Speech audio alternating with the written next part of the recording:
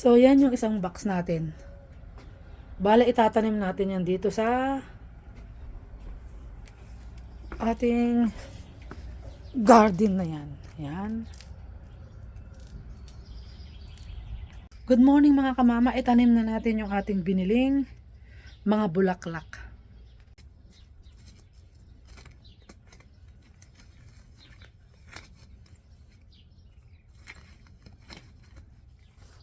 So siguro ito dito natin ilalagay. Yan, dyan. Yan, dyan siguro yan. Oh, dito siguro. Yan. Isa dyan. At itong malaki din to. Sana man kaya to. Dito siguro. Kasi may kamatis ako doon eh. Na-mix ko yung kamatis ko. Tapos ito. Sana man kaya. Dito kaya. So yan, para maganda silang tingnan. Bali, 4 sila. Wow, ang gandang tingnan. Dito. So, dyan natin itatanim sa gitna yung malalaki. Kasi yung likod nataniman ko ng kamatis, hindi ko alam kung mabubuhay naman. Pero malay natin babunga dyan sa gitna yung mga malalaki. So, itong maliliit, pagpaparti-partihin natin, dito natin nilalagay sa front kasi maliit. Pag nilagay natin sa likod, hindi siya kakasya. Hindi siya makikita. So, di ba? Sa una lang siya, sa unahan. Ang problema ko yung aking kamote.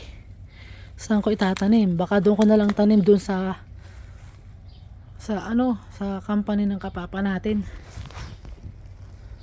Gupit-gupitin natin kasi isa-isa ang puno niya.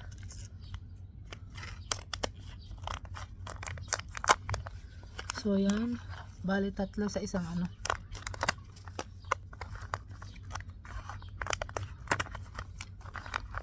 O, diba?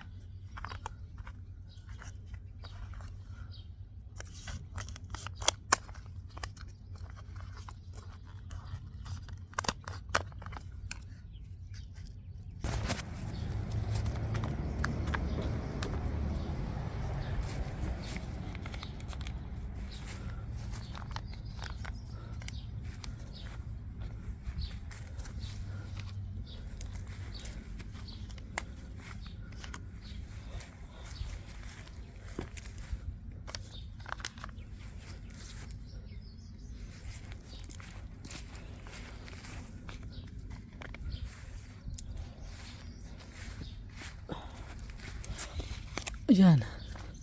Ayan, ganyan siya. At itatanim na natin. Ayan, nailagay na natin pero hindi pa na itatanim. Nilagyan ko lang ng forma na ganyan ang gagawin natin.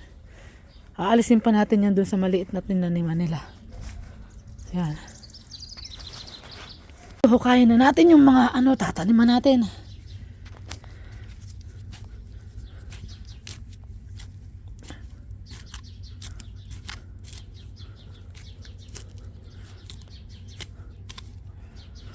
So yan. Ito namang isa.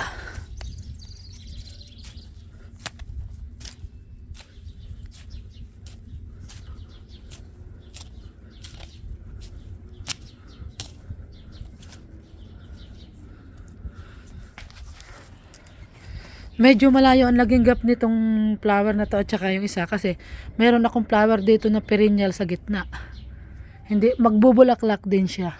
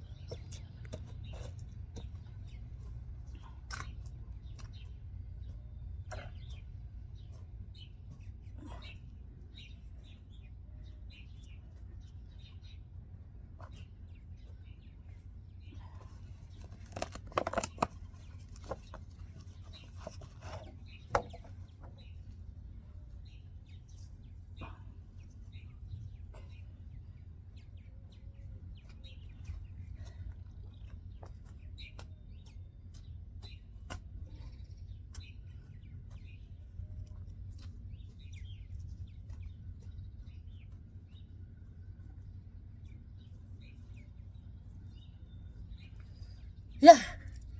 Dalawa na. Ito naman sa kabila.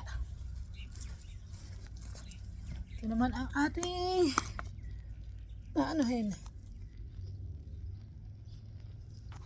So yan, naitanim na natin yung malalaki.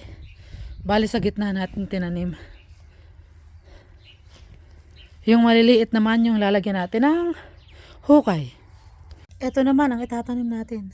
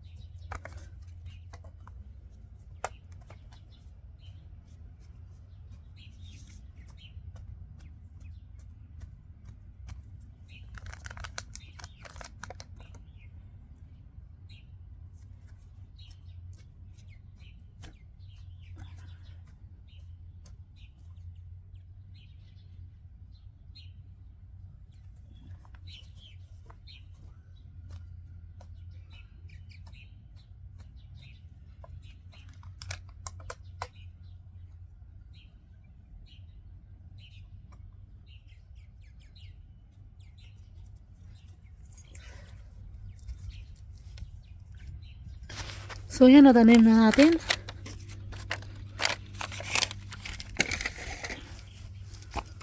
May dalawa pa pala. Ala. Sobra pa. Meron pa palang dalawa. So yan mga kamama, naitanim na natin ang ating mga biniling bulaklak. So ito na lang ang ating itatanim. Doon na lang sa hill, doon sa taniman namin ng kalabasa sa company ng ating kapapa. So yan lang po ang ginawa ko. Niline up ko na lang yung mga yellow. Kasi nga doon sa side na yun, may tanim akong kamatis.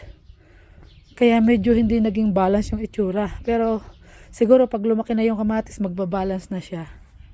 Bali sa gitna lang yung mga malalaki. So yan, tingnan nyo ang aking mga halaman, flower. Simple lang. So yan yung ating garden. Ginamasa natin yan kahapon. Pero hindi ko natapos. Bali yung aking kalabasa hindi ko pa nagamasan. So yan oh. Pero itong mga kamatis ko nagamasan ko na.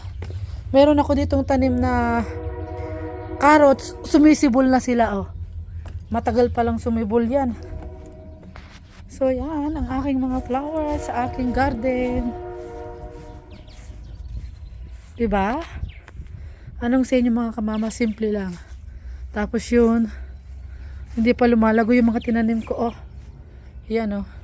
Yun yung freeze natin. Ala, naglanto tayo na tong ano ah. Naglalanto tayo yung dahon. O kailangan ko na tong alisin. Lagay ko sa sinigang. Yun pa yung isa natin ah. Tingnan natin kung nabubuhay yung nandito sa front natin. Ako, mukhang failed na naman. Mukhang natutuyot. Sana bumukod na yung iba.